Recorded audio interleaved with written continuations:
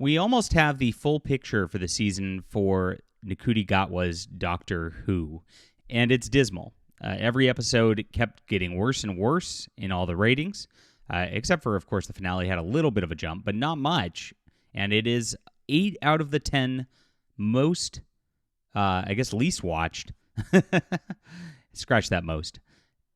Episodes of Doctor Who ever are part of this season. Absolutely crazy. The ratings are dismal, and the BBC is trying to spin this as a success. Now, I've seen the exact same language being used by Disney with The Acolyte and their ratings failure. We covered this on the channel yesterday.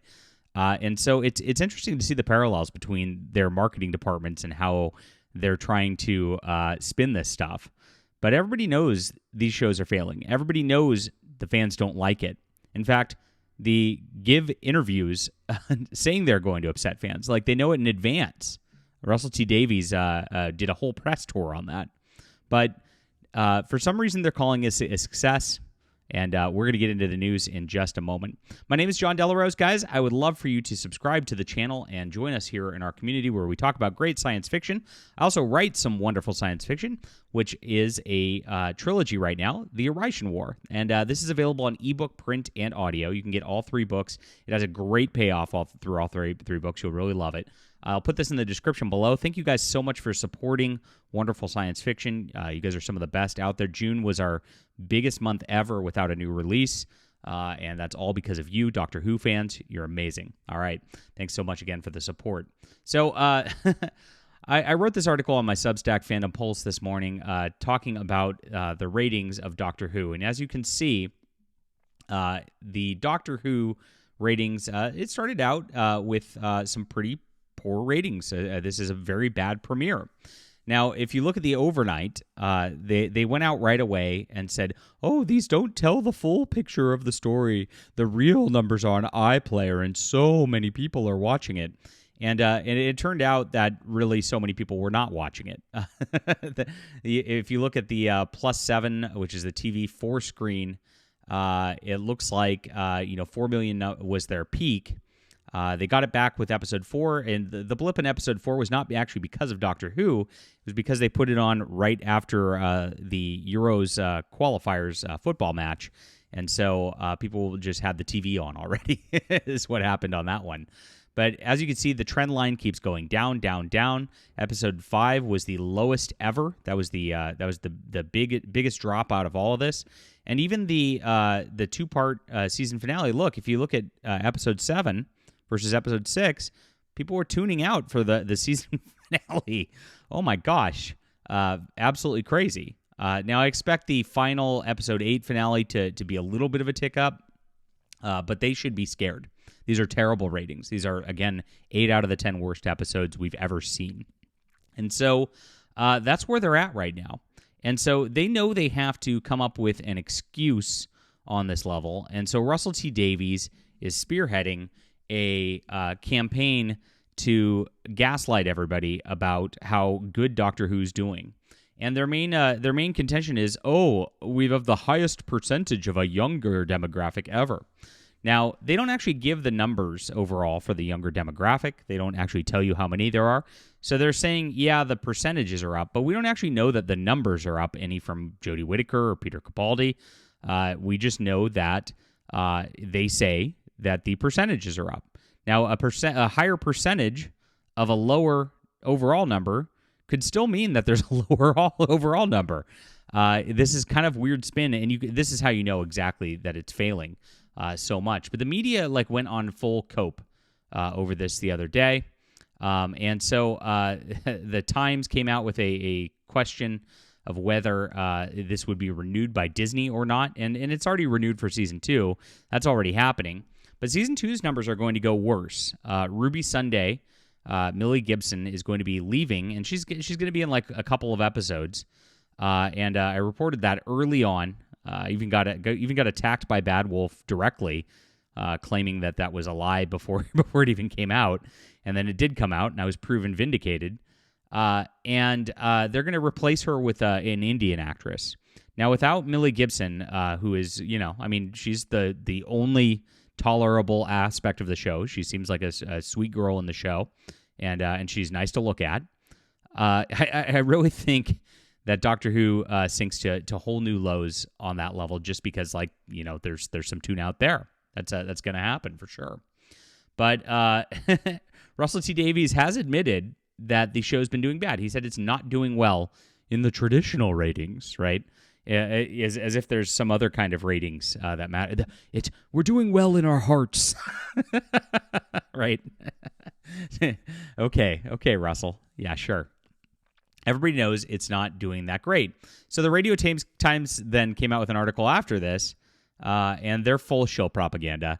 Doctor Who's ratings are a success for Russell T Davies in a way that's crucial to its future.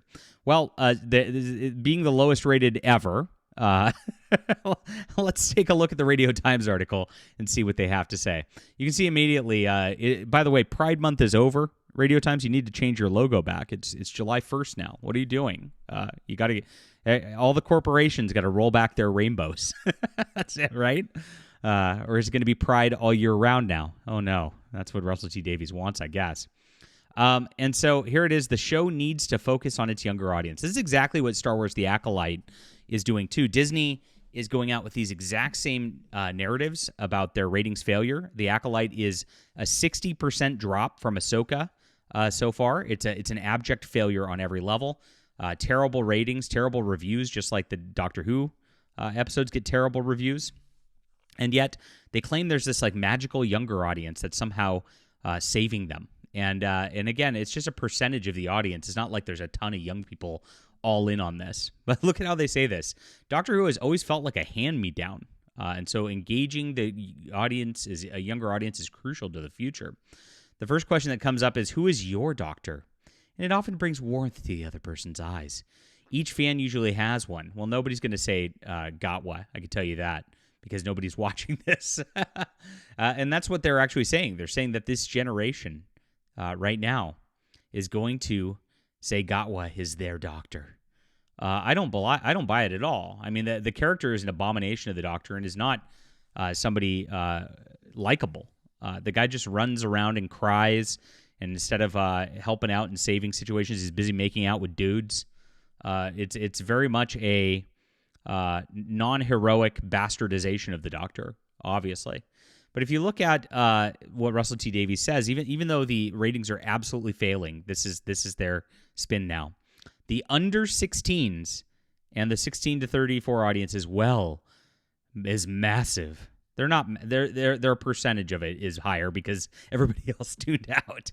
It's not doing that well in the ratings, but it's doing phenomenally well with the younger audience that we wanted. It's actually a success in their failure. This is a telltale thing. It's called Secret King syndrome. That we have secret ratings that are actually show that we're succeeding, is kind of what he says. Now, I honed in on this immediately. Under 16s was the first thing he mentioned. That's what Russell T Davies wants. And if you look at this, like the entire Doctor Who series this time around is just a glorification of weird sexual fetishes of adults, right? You got your weird drag queen trans jinx person in there. You got Gatwa running around wearing skirts, being as gay as possible, making out with dudes. And he wants to put this in front of under 16-year-olds. That is what Russell T Davies wants. He wants to literally groom them into these lifestyles. That's the intention. He doesn't care about the ratings. He doesn't care about Doctor Who's legacy. He doesn't care about the writing. He cares about making sure that little kids are available for him. And you know what I mean by that. That's exactly what this is about. And it's mask off when he does this kind of stuff. It pisses me off because this is disgusting. These kids need to be left alone. You leave them alone, Russell T Davies. It's disgusting. Pride Month's over. Pride is a sin. Get over it. But this is what he's trying to spin as some kind of success for Doctor Who. And as you can see, the media eats it up. The younger audience will one day answer the question, who's your doctor, with a smile and 2 words, Ncuti Gatwa. Oh, please clap. And by the way, I mean, they were saying this is the same narrative they were doing with Jodie Whittaker a few years ago when that was an abject failure. And they claimed that this would be the new modern audience's doctor, right? Is anybody going to claim that now? They're already memory holing her. Now the one that everybody's going to remember is Gatwa. Yes. This is such a cope. It's so funny to watch because the ratings are so bad, they have nothing. And so they're trying this like younger audiences thing to try, and basically it's to try to dupe Disney and dupe their shareholders into saying, hey, this, we need to continue with this. You need to keep throwing money at us, even though this is a failure. And that's what's going on with The Acolyte too. Same thing. If you listen to the Disney rhetoric on it, they're saying that The Acolyte's doing great with the younger audiences. They're saying that Amanda Stenberg in her weird, cringy TikTok videos where she's doing dances screaming about racists are what the younger audiences want. But no younger audiences want this kind of stuff. They're way off base with the younger audiences, by the way, because what the young boys are seeing at this point, they're tuning out of all this culture. They hate it. They are out there and saying they're rebelling against this diversity pushes. They're breeding a generation that actually loathes them because they're so narcissistic. They're so in your face with all their crap that the kids don't want this at all. That's the real truth. All right. Whew. Leave a comment down below with what you think about this. Hit the like and subscribe button. Make sure to check out The Stars Entwined and its sequels on Amazon. Love to have you as a reader. We'll be back soon.